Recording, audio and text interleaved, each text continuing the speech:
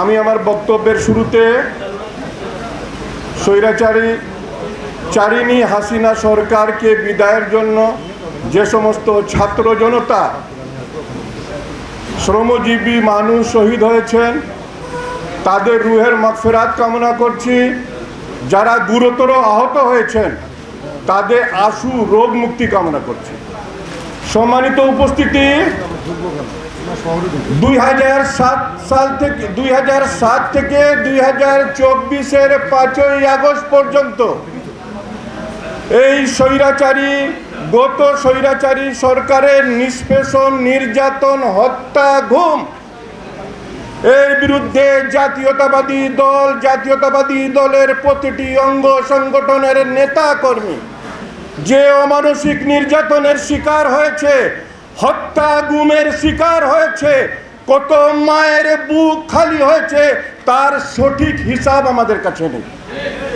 কত বোন আমার বিধবা হয়েছে তার সঠিক হিসাব আমাদের কাছে নেই। কত সন্তান পিতৃহারা হয়েছে তার হিসাব আমাদের কাছে নেই। ভাইরা আমার, 2022 সালের আগস্ট মাস থেকে আমার স্বেচ্ছাসেবক দলের নেতার রক্তের বিনিময় যে আন্দোলন শুরু হয়েছিল তার পরিণত হয়েছে 5ই আগস্ট স্বৈরাচারী সরকারের বিদায় ঘণ্টা বাজার জন্য। আজকে একটি কথা বলতে চাই ভাইরা আমার, নির্যাতন, নিষ্পেষণ 17 বছর আমাদের কর্মীরা, আমাদের নেতা কর্মীরা যখন ক্লান্ত, পরিশ্রান্ত, বিধ্বস্ত, তখন আমরা একটি কথা বলতাম। কি বলতাম? হতাশ হওয়ার কিছু নেই বন্ধুরা আমার। কোন স্বৈরাচারী সরকার পৃথিবীর ইতিহাসে টিকে থাকতে পারে নাই, এই হাসিনা সরকারও টিকে থাকতে পারবে না।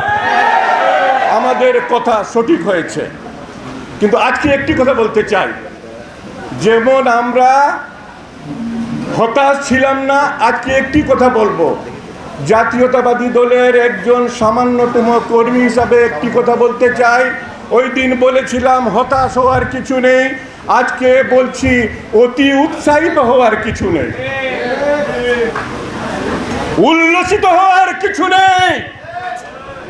দুটি বিজয় আমরা অর্জন করেছি। সেই বিজয় হলো জগদ্দল পাথরকে বাংলাদেশ থেকে বিদায় করেছি। আরেকটি বিজয় অর্জন করেছি, আমার নেত্রী, বাংলাদেশের সবচেয়ে জনপ্রিয় নেত্রী, দেশনেত্রী বেগম খালেদা জিয়াকে মুক্ত করতে পেরেছি। আমাদের যে লক্ষ্য, অভীষ্ট যে লক্ষ্য, যে গোল, সেই লক্ষ্যে আমরা পৌঁছাতে পারিনি ভাইরা আমার। সেই লক্ষ্য হলো আগামী দিনে যে সরকার অবাধ সুষ্ঠু নির্বাচনের মাধ্যমে যে সরকার গঠন হবে, সেই সরকারের দিক নির্দেশনা দেবেন দেশনেত্রী বেগম খালেদা জিয়া। যে সরকার পরিচালনা করবেন আগামী দিনের রাষ্ট্রনায়ক, দার্শনিক নেতা জনাব তারেক রহমান। সেই লক্ষ্যে কিন্তু আমরা পৌঁছাতে পারিনি। সেই লক্ষ্য কিন্তু অত্যন্ত কঠিন ভাইরা আমার। সেই লক্ষ্যে পৌঁছাতে গেলে আজকে সবচেয়ে বেশি প্রয়োজন আমাদেরকে সংযমী হতে হবে, সংযত হতে হবে, দায়িত্বশীল হতে হবে। সেই জায়গায় আমরা মনে করি সারা বাংলাদেশের মধ্যে আমাদের কিছু অতি উৎসাহী কর্মীর সৃষ্টি হয়েছে, নব্য নেতার সৃষ্টি হয়েছে, যারা আমাদের দলের এই সুনামকে, যারা আমাদের এই অর্জনকে কিছুটা হলেও বিনষ্ট করছে ভাইরা আমার, কিছুটা হলেও বিনষ্ট করছে। এদিক থেকে আমি মনে করব জাতীয়তাবাদী স্বেচ্ছাসেবক দলের প্রতিটি নেতা কর্মীকে জাতীয়তাবাদী দলের ভ্যানগার্ড হিসেবে আপনাদেরকে থাকতে হবে। কোন চাঁদাবাজ, কোন দুষ্কৃতিকারী জাতীয়তাবাদী দলে তাদের কোনো স্থান হবে না ইনশাআল্লাহ। রক্ত দিয়েছি আমরা, পরিশ্রম করেছি আমরা, অর্থনৈতিকভাবে কষ্টের শিকার হয়েছি আমরা, সন্তানদেরকে সময় দিতে পারিনি, বোনকে সময় দিতে পারিনি, তার পরিবারকে সময় দিতে পারিনি। আমরা যারা 17টি বছর আন্দোলন সংগ্রাম করে আজকে বিজয় অর্জন যারা আমরা করেছি, কিছু অগান্তুক অনির্বাচিত অর্বাচীনের জন্য আমাদের দল দুর্নামের ভাগিদার হবে, এটা আমরা পছন্দ করব না, বরদাস্ত আমরা করব না। এটা হলো স্পষ্ট মেসেজ আমাদের। এই মেসেজ আমাদের না ভাইরা আমার, এই মেসেজ হলো আমাদের প্রিয় নেতা আগামী দিনের রাষ্ট্রনায়ক জনাব তারেক রহমানের।